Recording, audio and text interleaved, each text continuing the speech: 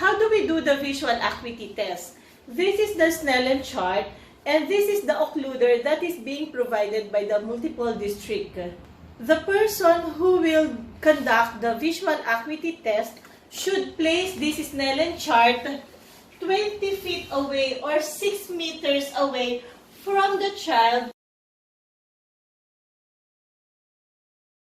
That child who will be taking the test should cover one of her eye with the use of this occluder and reads aloud the letters of each row of this Snellen's chart from top to bottom. He should cover first, say, the right eye or the left eye, but make sure that this occluder doesn't press on the eye to prevent the blurring effect after this one is being covered.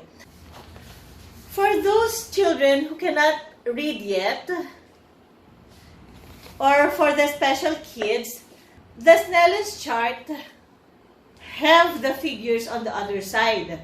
So they can ask the children to read this side. So how do we read the Snellen's chart? In this chart, you will see numbers on the left side of the chart and another number, which is the guide on the right side. So say, for example, a child can read the bottom of the chart, then his vision is 20/20. However, if the child can only read this area on the number 5, then his vision is 20/40. There are cases that a child can only read partial of the line. So in this case, we are using the 50-50 rule. Say, for example, the child at this point can only read 2 of the number 5, which is the 20/40 vision. So in that case, we need to move forward, so on the number 4. So if he can read this, then his vision is 20/50. However, if a child can read half of this, say for example, he can read the 3 among these 5 letters, then we should read the visual acuity as 20/40. So as you can see, the list of the students are listed on the first column, and then their age, and then the visual acuity result. The nurse or the club coordinator should put if it is pass or fail. Normally, if it's 20/30 and above, then we put it failed.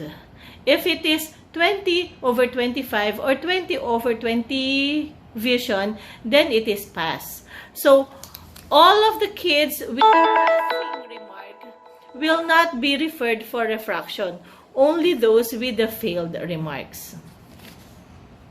However, there will also be cases that teachers will see passing visual acuity on both eye of a certain student, but they have some physical deformity or possible cases that will lead to blindness. In that case, even they have 20/20 or 20/25 vision, we suggest that the teachers should also refer them for refraction for the optometrist to see them and for proper recommendation for further evaluation to the ophthalmologist.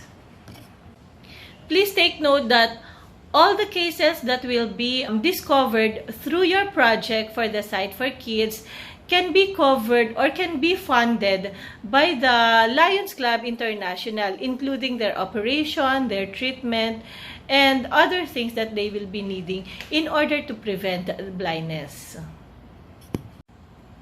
And of course, for those kids who will be noted with visual impairment, say they need proper prescription lenses, please take note that all the lenses that we will be providing will be free of charge. So this is why this Site for Kids project is really a very good project, because this is well funded. As a club, we will not be spending a lot on this project, but the end result is so much that we can help a lot of children.